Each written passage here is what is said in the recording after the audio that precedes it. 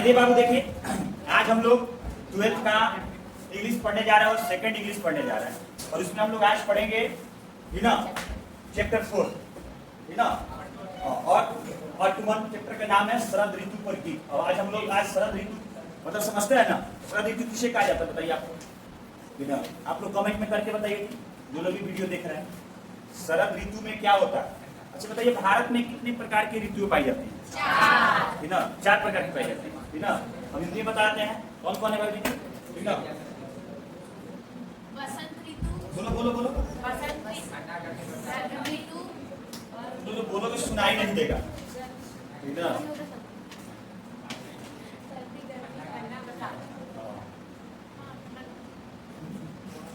चलो ठीक है, शरद ऋतु पर गीत हम लोग पढ़ेंगे और उसके राइटर जो है वो कौन है?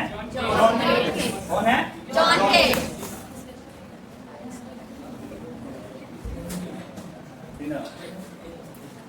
चलो ठीक है, ध्यान दो। जॉन केट्स 1795 से लेके 1821 one of the greatest of English romantic poets was born at Moorfields London. मतलब ये जॉन किट्स जो थे महान रोमांटिक कवियों में से एक थे। रोमांटिक जानते हो? रोमांटिक किसे कहा जाता है? जो अपने बातों से किसी को हंसा दे, रुला दे, एकदम ऐसा हंसाए कि हंसते हंसते तुम्हारा क्या हो जाए, पेट फूल जाए, उसे कहा जाता है रोमांटिक। नहीं बोलते बड़ा रोमांटिक आदमी है जी। ऐसे तुम लोग कभी कभी मतलब मुंह से निकल जाता है किसी के लिए, जैसे हमको भी बच्चे कभी बोलते हैं रोमांटिक पिक्चर है, बहुत अच्छा लगता है पढ़ाते हैं। तो ये रोमांटिक कवि थे। यहाँ से क्वेश्चन आपको उठा देगा कि इनमें से कौन जो है व्हिच या who this poet romantic poet, इसमें से आपको क्वेश्चन आ जाएगा। आप ऑप्शन के लिए आ जाएगा तो उनका नाम मारिएगा। क्या नाम है बाबू? जॉन केट्स का नाम मारिएगा। किसका नाम मारिएगा? जॉन केट्स। यहाँ से क्वेश्चन आपका ऑब्जेक्टिव में सवाल आएगा, पढ़िएगा। उनका जन्म कहाँ हुआ था? जॉन केट्स का बाबू जन्म कहाँ हुआ था? लंदन में। उनका जन्म कहाँ हुआ था बाबू? लंदन में। ये भी बात आप लोग अंडरलाइन कर लेंगे अपने नोट्स कॉपी में। जो भी ऑनलाइन छात्र देख रहे हैं उनको नोट्स प्रोवाइड हो जाएगा। मेरा व्हाट्सएप नंबर है जो इस पे दिया गया है, आप उस पर मैसेज कीजिएगा। ये नंबर पे आप लोग व्हाट्सएप कीजिएगा। तो नोट्स का एक चैप्टर का आपको देना पड़ेगा 20 रुपीज। ऑनलाइन पे करना पड़ेगा, आपको नोट्स मिल जाएगा। आपको पीडीएफ में उजाला कोचिंग सेंटर का नोट्स मिल जाएगा। अगर आप ऑफलाइन में हैं तो आ जाइए। बेउर मोड़ अनिशाबाद पे उजाला कोचिंग सेंटर चल रहा है और ऑफलाइन से बहुत सारे बच्चे हैं। लास्ट में आपको वीडियो भी दिखाएंगे। देखिए कितना सारे सैलाब है, एकदम पूरा भीड़ लगा हुआ है। क्लास चल रहा है तो आपको लास्ट के वीडियो में दिखाएंगे, सारे बच्चों से मिलाएंगे। सारे बच्चे हमारे मेहनत करने वाले बच्चे हैं, खूब मन लगा के पढ़ाई करते हैं। जो पीछे वाले बच्चे हो तो अल्ट्रा लेवल के मेहनत करते हैं। वो तो एक बच्चा ऐसा है कि वो रात भर सोवे नहीं करता है, रात भर पढ़ता है। सब दुगो है उन लोग से मिलाएंगे आपको। बहुत मेहनत करता है उसका। उनका नाम नहीं लेंगे लेकिन चेहरा दिखाएंगे कि देखिए यही दुगो है। रात रात भर पढ़ते हैं। दोनों मिलकर फोन पे बातें कर लेते हैं और टॉपिक निकाल खूब और पढ़ाई कर रहे हैं। तो आपको बताएंगे, आगे बच्चों से भी मिलाएंगे। बहुत प्यारे प्यारे बच्चे हैं। He situated at a club school at Ilford, deeply interested in a cricket and boxing. He grew into a voracious reader, especially of Greek mythology. He even started a translation of Virgil's Aeneid. मतलब कहने का अर्थ है बाबू कि वो Enfield के clerk school में शिक्षा ग्रहण किए थे। यहाँ से भी क्वेश्चन आप उनसे सवाल आ सकता है, उनके लाइफ से, उनकी जीवनी से, उनके सेल्फ से क्वेश्चन पूछ सकता है कि वो किस स्कूल में शिक्षा ग्रहण किए थे। तो स्कूल का नाम था इनफील्ड के क्लर्क स्कूल में शिक्षा। तो इसको क्या कर लेंगे आप लाइन से अंडरलाइन कर लेंगे आपके नोट्स में। सब लोग वह क्रिकेट और मुक्केबाजी में गहरी रुचि रखते थे। मतलब उनका रुचि था, जैसे आप लोग का भी रुचि है। बहुत सारे बच्चे पीछे बैठे, उनका रुचि है फ्री फायर खेलते हैं। बीच वाले जो बच्चे हैं वो क्रिकेट खेलते हैं। वो यहाँ पे मेरा एक बच्चा, नहार बच्चा जो वो सब खेल खेलता है। तो वो भी बच्चा बहुत अच्छा है। तो एक रुचि होता है, हर एक चीज में एक इंटरेस्टेड आपका एक प्ले होता है, खेल होता है जिसमें आप रुचि रखते हैं और आप खेलते हैं। लेकिन इन कॉपी जो एक कॉपी के बारे में हम पढ़ावा नहीं कहूँगा, ध्यान रखूंगा सब लोग इधर देखो। तो वो क्रिकेट और मुक्केबाजी खेलता है। यहाँ का लड़का मुक्केबाजी यहाँ फटाफट चल गया था, में इंटरेस्ट है हमारा। वो बातें थी। और वो विशेष रूप से प्रारंभिक कथाओं में से महान पाठक के रूप में उभरे। वे वीगल के एनीड जो लैटिन काव्य अर्थात लैटिन कविता के अनुवाद में शुरू किया गया है, बात को कहने के लिए। अब देखिए ambition to become a poet was had by his first acquaintance with Spenser, Fairy Queens. His first poem, Lines Limitation of Spenser, was published in 1840. मतलब कहने का अर्थ है उनके अंदर, ये अंदर का अंदर नहीं होगा, यहाँ पे रॉ होगा, टाइपिंग गलत हो गया, वो सुधार कर लीजिए। उनके अंदर कवि बनने की इच्छा स्पेंसर के फेरी क्वीन से परिचित होने के बाद आया, ठीक है। मतलब एक मतलब वो कोई क्वीन थी, कोई रानी थी, तो उनसे जब वो मिले तब उनके मन में एक कवि कोई मतलब बनने का इच्छा जाएगा कि चलो ये भी लगता है कवि है, तो हम भी क्या करेंगे, ठीक ना, कवि लिखेंगे, ठीक ना। तो परिचित होने के बाद आया उनकी पहली कविता, ठीक ना, lines in imitation of Spencer. यहाँ से क्वेश्चन उठाएगा, भी आएगा कि जॉन कीट्स की जो पहली कविता थी, ठीक ना, वो कौन थी बाबू, ठीक ना, यहाँ से अंडरलाइन कर लेंगे, lines in imitation of Spencer. उनकी पहली जो कविता थी, ठीक ना, वो lines in imitation of Spencer. अब कब प्रकाशित कब हुई थी, ये भी क्वेश्चन पूछ सकता है, ठीक ना, 1840 में प्रकाशित हुई थी, ठीक ना। जो कविता थी 1840 में क्या हुई थी बाबू, प्रकाशित हुई थी, ठीक है। यहाँ से भी आपके एग्जाम में क्वेश्चन पूछा जा सकता है, ठीक है। आप लोग इसको क्या कर लेंगे, अंडरलाइन कर लेंगे अच्छे से, ठीक ना। आगे बढ़ते हैं बाबू, ठीक ना, आगे की तरफ ध्यान दीजिएगा। हाँ चलिए, his first volume of poetry entitled poems was published in 1870। उनकी कविता का पहला खंड शीर्षक पोएम 1870 में प्रकाशित हुआ। उनका मतलब कविता थी, पहला खंड था, शीर्षक जो था वो पोएम्स था, मतलब शीर्षक का क्या नाम था बाबू, पोएम। वो कब प्रकाशित हुआ, 1870 में प्रकाशित हुआ। तो यहाँ से भी आपको एग्जाम में क्वेश्चन पूछा जा सकता है, ठीक है, कि जॉन कीट्स का जो पहला मतलब पोएट्री जो था इंटलेक्टेड पोएम पब्लिश कब हुआ, 1870 में। कब प्रकाशित हुआ बाबू, 1870। यहाँ से भी आपको क्वेश्चन आएगा, तो आप एग्जाम के लिए रेडी रहिए। His poem Endymion was well appreciated by Wordsworth. It was published in 1818। मतलब कहने का अर्थ हुआ कि उनकी कविता एडमियन को वर्ड्सवर्थ ने खूब सराहा। यहाँ से क्वेश्चन पूछ सकता है कि बताइए जॉन वर्ड्स की जो कविता थी, यू नो, एडमियन, उसको किसने खूब सराहा। उस व्यक्ति का नाम क्या था, वर्ड्सवर्थ। उस व्यक्ति का क्या नाम था बाबू, वर्ड्सवर्थ। तो उसको खूब सराहा। सराहना मतलब समझते हैं, जैसे आप लोग पढ़ाई लिखाई करते हैं तो राहुल सर आपको क्या करते हैं, सराहते हैं, कितना अच्छी हो तुम, कितना पढ़े में तेज हो, और पढ़ो और मेहनत करो, ठीक ना। तो अब आप लोग बदलाई नहीं करते, उसको भी हम सराहते हैं, बहुत अच्छा, आगे जाकर बहुत अच्छा करोगे, ठीक ना। चलो ये भी चीज अच्छा है, खूब सराह। और वो 1818 में क्या हो गया, प्रकाशित। तो एग्जाम में क्वेश्चन पूछेगा कि एडमियन जो था वो पब्लिश कब हुआ, बताइए, बोलिए आप लोग, दीजिए थोड़ा सा मार्क्स, आपको दीजिए था हमारा थोड़ा सा डंडा दीजिए, तभी लोग बोलेगा, बोलवे नहीं करता। ये पूछ रहे हैं कि एडमियन जो वो कब प्रकाशित होने, जो उन्होंने आवाजें नहीं उसको पीटिएगा, जो नहीं बोलेगा ना देखते रहे, सख्त से आंख मारिएगा, ठीक ना। तो बताइए एडमियन जो कविता था वो कब प्रकाशित हुआ, एडमियन के राइटर कौन है, जॉन कीट्स। कौन है, जॉन कीट्स, ठीक ना। और उनको सराहना कौन किया था, वर्ड्सवर्थ। सराहा कौन था, वर्ड्सवर्थ। बहुत बढ़िया, ठीक ना, बहुत अच्छा। चलो, his odes on indolence on a Grecian or to rest to nightingale on, you know, melancholy, and ode to Ottoman made him a great romantic poet of English literature. So did Lamia and Hyperion। मतलब कहने का अर्थ है उनके इतने काव्य on indolence, ये सब हम एग्जाम में आएगा, ये यही सब पूछता है, ठीक ना। क्योंकि गीत में काव्य कौन था, तो ऑन इंडोलेंस, इसको अंडरलाइन करना, you know, on indolence, on a Grecian on, ये सब जितना कॉमा देख के दिया गया है, ये सब चीज आप लोग का अंडरलाइन होना चाहिए।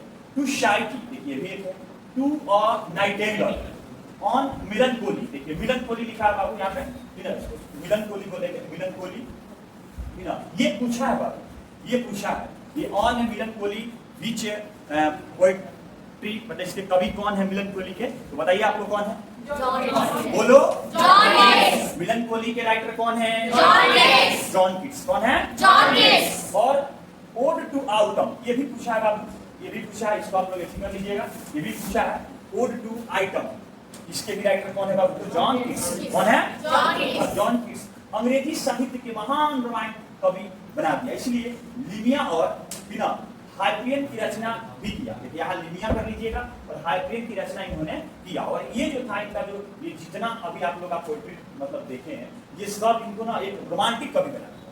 क्या कवि बना दिया? रोमांटिक। चलिए आगे बढ़ते हैं। ठीक है, he died of tuberculosis। Tuberculosis को बाबू टीबी लिख लीजिएगा।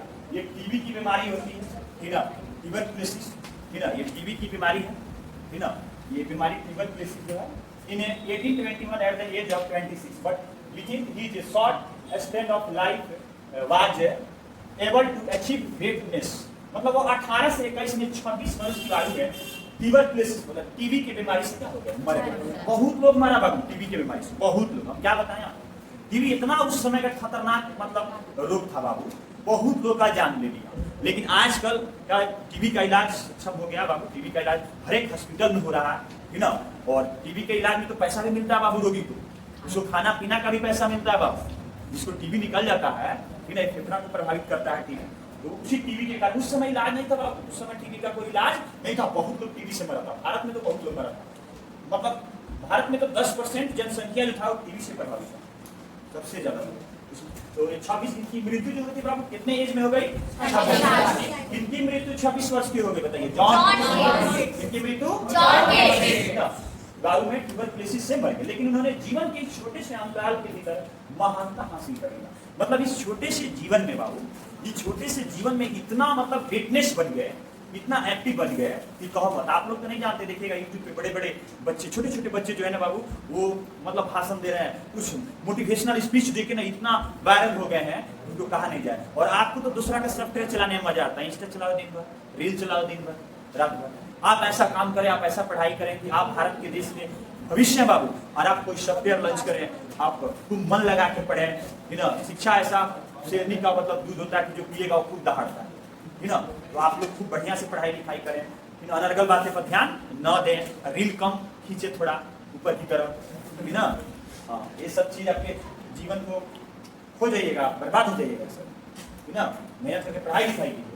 तो बाबू कम मर गए, उनका मृत्यु कब हो गया? 1821। और किस बीमारी से मरे? टीबी। कभी कभी आपको शॉर्ट में भी दे देगा, टीबी सिर्फ दे देगा।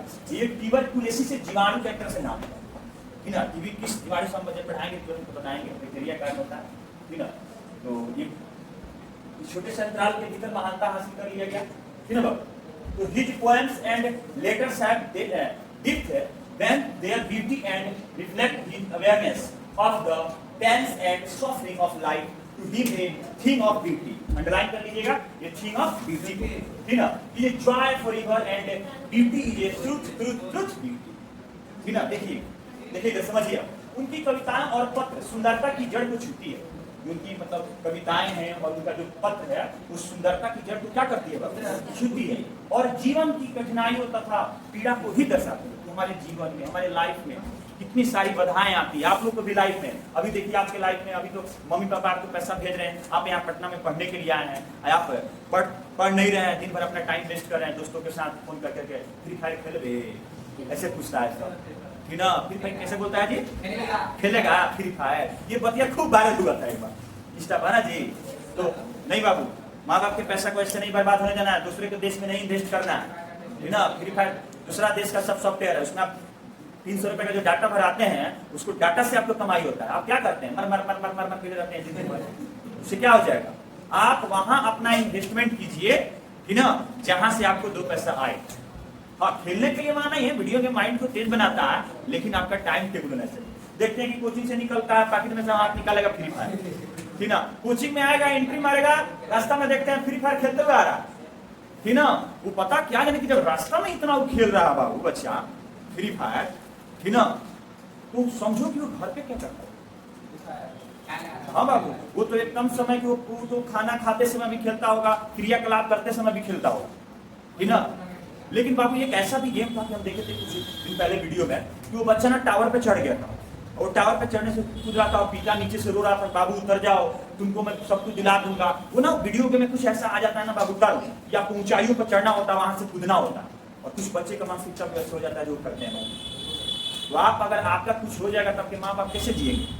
जो मम्मी आपको थोड़ा सा खरोच आ जाता है तो इतना रोती है, इतना चिल्लाती है, तो कम से कम अरे उस मम्मी को तो मुंह चेहरा देखो और उसके लिए पढ़ाई करो अच्छा से, कि तुमको माँ कितना बेटा, हर एक फैमिली में जाके कहती है कि मैं अपना बेटा को पटना पढ़ाती हूँ। अब बेटा पटना के कौन सी पढ़ रहा है और क्या कर रहा है वो बेटा ही जानता है, माँ नहीं जानती है, ठीक ना। तो एक तरह से दुनिया में ठीक है, लड़की को तुम धोखा देते हो तो बात चलता है, ठीक है, तुम जीवित रहते हो, लेकिन जो इंसान माँ बाप को धोखा देता है ना, तो जीवन में कभी भी अपने आप को माफ नहीं करता। इसलिए वो माँ के लिए पढ़ो, वो पिता के लिए पढ़ो जो तुम्हारे लिए रिक्शा चलाता है, ठेला चलाता है, दिन भर मजदूरा धूपा में, जिस 45 डिग्री में तुम घर में बैठे रहते हो, पंखा डुलाते हो, उस 45 डिग्री की गर्मी में पिता छत पर काम करता है, धूपा में सेंटरिंग का काम करता है। कोई कोई हम देखते हैं बाबू, देखना उस मजदूर को, क्या उसको धूप नहीं लगता? उसका सपना है कि उसका बाल बच्चा पटना में पढ़ रहा है, सोचो, उसका सपना है उसका बाल बच्चा पढ़ रहा है बाबू। लेकिन तुम लोग उसके पैसा को क्या कर रहे हो, फ्री फायर में, इंस्टा पे, ठीक ना, इधर उधर इन्वेस्ट कर रहे हो। तो ये सरासर समय तुमको माफ नहीं करेगा, समय आने पे समय तुमको जवाब देगा, ठीक ना। इसलिए हमारा एक कथन है कि आज का मेहनत कल का क्या होगा, भविष्य होगा।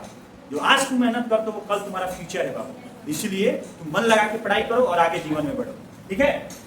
आज से तुम लोग जाके शपथ लेना कि हमको कम से कम 12th में तो कम से कम 6-7 घंटे पढ़ाई करनी है, ठीक ना। सब फ्री रिलेट कर देना।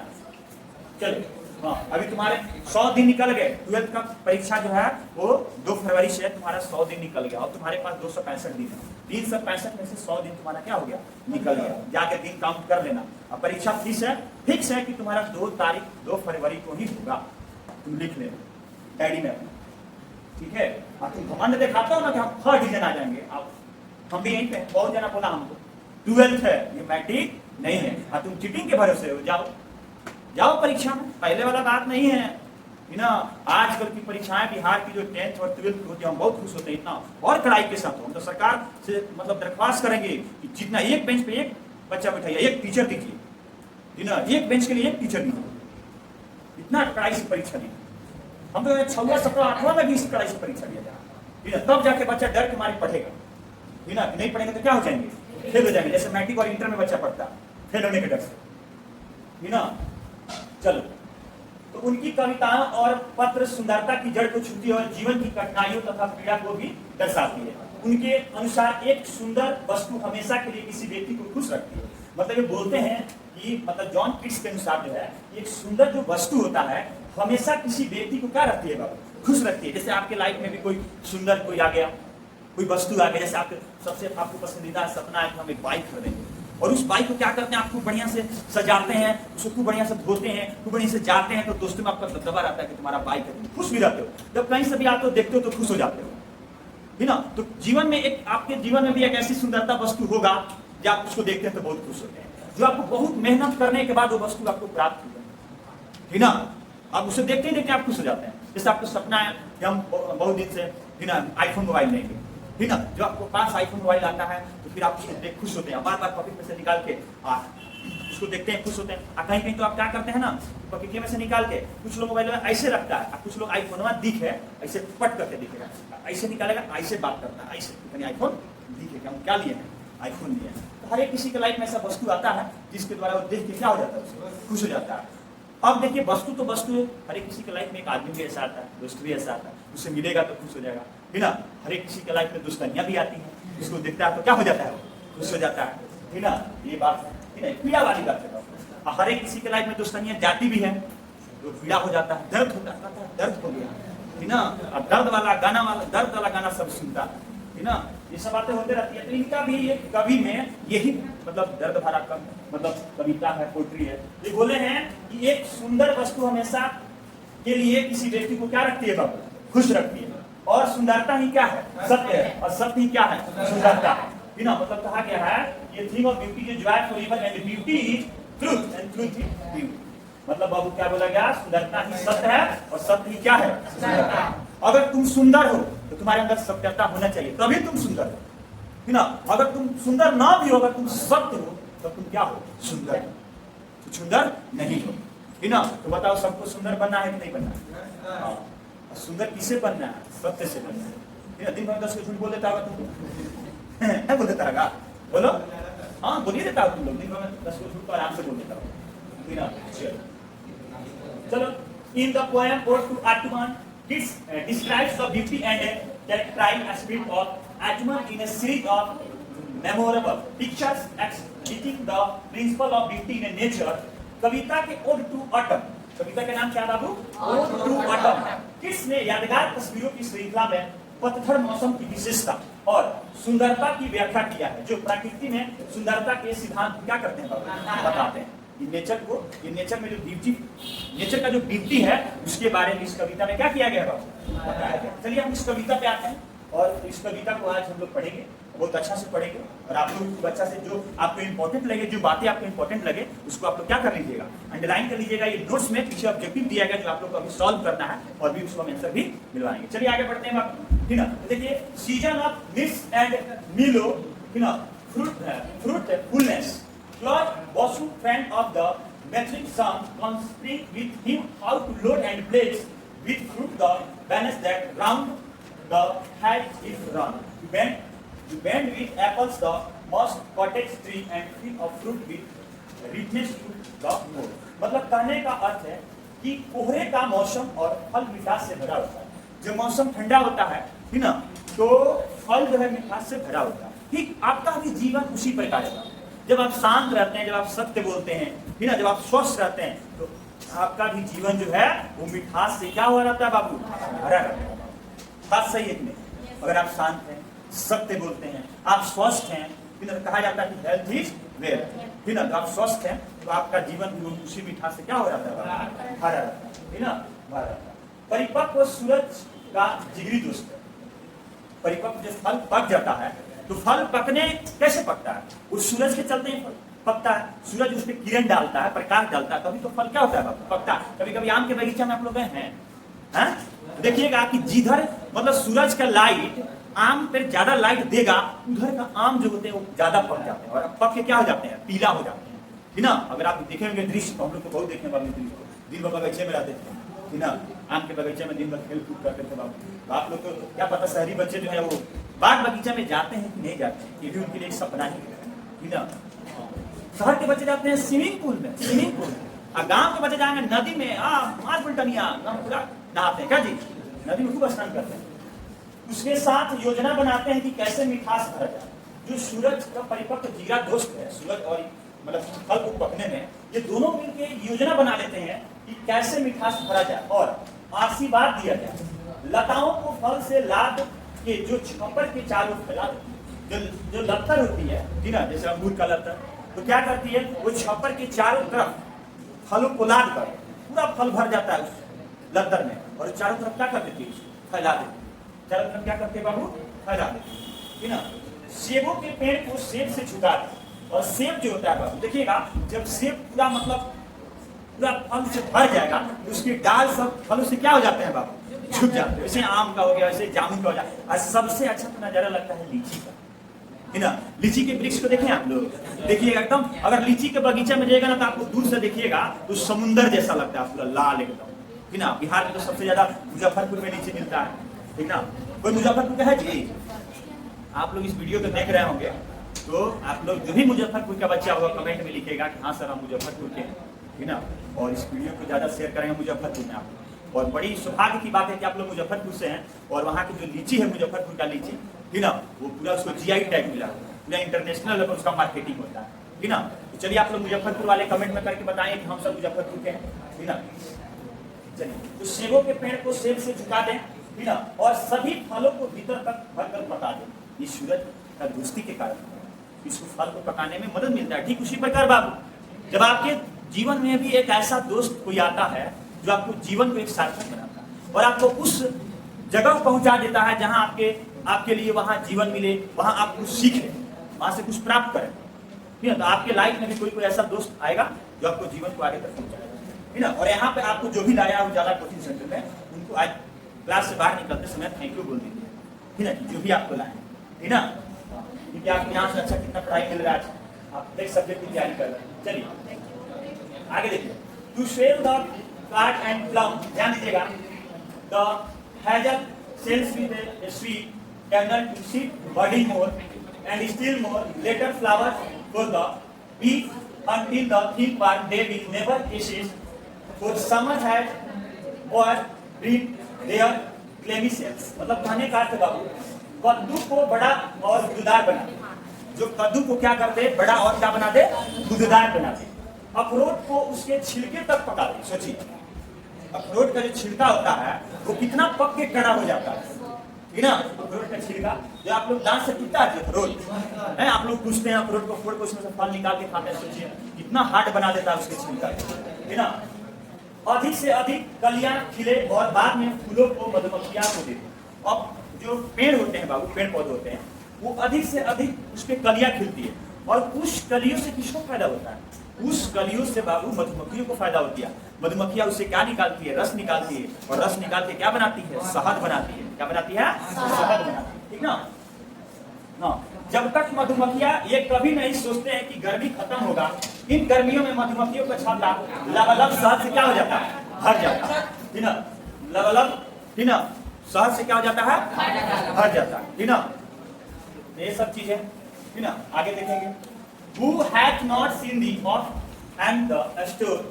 Sometimes whoever sits aboard might find he sitting careless on a granary floor. They are soft. क्या तुम गला कर रहे थे? तंत्र मत सब वहां पे गेट पे तो कहाँ रहते हैं आप?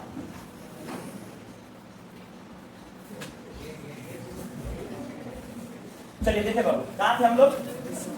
बच्चा सब आएगा, कुछ लाइक बैठिए। हाँ, ही सीटिंग। तुम लोग हल्ला क्या करते हो जी? पढ़ाते रहते हैं, तुम ध्यान सुनो ना, उसमें अपने नोट्स में अंडरलाइन करो। सुनो कहाँ से आवाज आता है? अब क्या नाम है, क्या आवाज तक निकलते हो? ध्यान लोगे, तुम यहाँ से उतरेंगे तो सीधे पिटाई करेंगे। The hair soft lifted by the winnowing wind or on a half wave of furrow sound as leaf, brushed with the form of poppies, while the who spreads the nest caught and all its green flowers and sometimes like a gleaner. House keep extending the laden head across a broad or by a spider press with a patterned blue. How watches the last oozings hour by hour. ध्यान देना। किसने तुम्हें अनाजों के store मतलब गोदाम के पास नहीं देखा? ठीक है, इंग्लिश कैसे नहीं करते, ये मत समझिए कुछ इसमें कहानी है, ऐसे ही सब किसी किसी चीज के बारे में देखिए, ठीक है। कभी कभी जो कोई बाहर पूछता है तुम्हें पा सकता है, ठीक है। तुम अनाजों वाले फर्श पर बेपरवाह बैठे रहते हो, जोर से बहती हवाओं में तुम्हारे बाल थोड़ा उठ जाते हैं, ठीक है, या आधे कटे हुए सोए फसल पर पॉपीज के मधुर सुगंध पर जब तुम्हारा हंसिया फूलों की अगली कतार छोड़कर चलती है, और कभी कभी फसल इकट्ठा करने वालों के जैसे रूप में देखा जा सकता है। इस सब चीज जो लोग क्या करते हैं, कभी कभी किसान लोग, ठीक ना, फसल को इकट्ठा करने में इतना व्यस्त हो जाते हैं बाबू कि उनका जो बाल होता है वो कभी कभी देखिए जब हवाएं चलती है तो पूरा एकदम उड़ने लगता है, ठीक ना। और वो लोग खदान उदान में देखिए गोदाम के पास भी दिखने जाते हैं, अपने गोदाम की रक्षा के लिए, ठीक ना, गोदाम सुरक्षा के लिए वहां पे पड़े रहते हैं, वहां पे बैठे रहते हैं, ठीक ना, अपने फसल की रक्षा करने के लिए। अपने सिर पर रखकर छोटे छोटे नालों को पार करता है, और साइडर प्रेस जूस निकालने वाला मशीन को क्या बोला जाता है, साइडर प्रेस बोला जाता है। किसान घर ऊपर दिखती है, तुम घंटों तक जूस की बूंदों को निकलते हुए क्या करते हो, देखते हो। कभी कभी तुम दुकान पे जाते हो तो देखते हो कैसे जूस निकलता है, कैसे मशीन काम करता है, उसके बारे में सोचते हैं ना। तो वहीं पे राइटर पे गए, राइटर जाके वहां पे देखा Where the songs of spring, I wear of day, in not of day, out, and the music too, while where clouds bloom the soft and midday, and touch the stable plants with rosy wood, but then in the wellful were the small gants more. बसंत के गाने कहाँ हैं? बसंत के गाने कहाँ हैं? अरे वे कहाँ हैं? बसंत के गाने कहाँ हैं और वे कहाँ हैं? उसके बारे में मत सोचो, तुम्हारे पास भी कुछ संगीत है, उसके बारे में सोचना नहीं है। तुम किसको सोच रहे हो? ये राइटर जो है बताएगा किसको सोच रहा है, अगर नहीं बताएगा तो हम बताएंगे किसको सोच रहा है, ठीक ना। हम देखना, हम बता देंगे।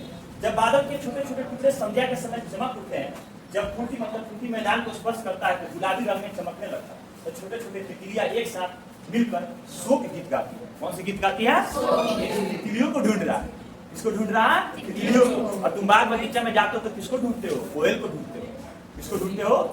कोयल को भी ढूंढते हो, ठीक ना। छोटे छोटे तितलियों को ढूंढ रहा है, ठीक ना।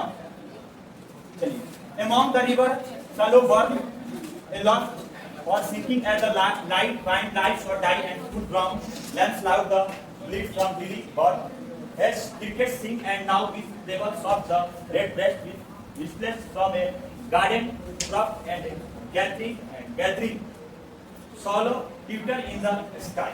मतलब नदियों के बीचों बीच ऊपर उठता हुआ या डूबता हुआ हल्की हवाएं चलती है, रुक जाती है, और बड़े बड़े बच्चे पहाड़ की वादियों से चिल्लाते हैं, मिमियाते हैं। चिल्लाना मतलब क्या होता है? मिमियाना। झिंगुर भी गाते हैं। कौन गाते हैं? झिंगुर। आपको देखते हैं झिंगुर कैसे गाते हैं? और वो मधुर आवाज के साथ रॉबिन पक्षी, अंडरलाइन कर लीजिए बाबू, रॉबिन पक्षी आएगा। रॉबिन पक्षी बगीचे की ओर से सीटी बजाता है ना, रॉबिन पक्षी को देखते हो, सब सीटी बजाता है। और मतलब आबाबिल पक्षी का भी नाम बाबू आकाश में एकजुट होकर चहचहाते हैं। आबाबिल जो पक्षी होते हैं आकाश में एकजुट होकर क्या करते हैं बाबू? चहचहाते हैं। तो ये आपका बाबू एक कविता खत्म हो गया और आपको देखिए ऑब्जेक्टिव दिया गया है। ये सब ऑब्जेक्टिव ऑब्जेक्टिव आप लोग जल्दी से बनाइए और उसके बाद हम इसको ऑब्जेक्टिव को भी क्या कर देते हैं? मिला देते हैं। सब लोग ऑब्जेक्टिव बना लीजिए, सब लोग ऑब्जेक्टिव बनाइए, ठीक ना। और कुछ देर के बाद हम बना के सब लोग बनाइए जल्दी से। आपको उत्तर नोट्स में मिल जाएगा, तो आप लोग ऑब्जेक्टिव पे यहाँ पे नहीं मिलेगा पाएगा आंसर, और आप लोग ऑब्जेक्टिव का आंसर ये नंबर जो बोले हैं सेंड कर लीजिएगा। और यहीं पे चलिए हम लोग पढ़ लिए, और ऑब्जेक्टिव जितना है देखिए बहुत सारा ऑब्जेक्टिव है चैप्टर बाई चैप्टर। जिन छात्रों को इसका आंसर चाहिए फिर ना वो छात्र मेरे व्हाट्सएप नंबर पे कॉन्टैक्ट करेंगे, उनको ऑब्जेक्टिव और नोट्स दोनों मिल जाएगा। 35 रुपये लेंगे, ठीक है। थैंक यू, धन्यवाद।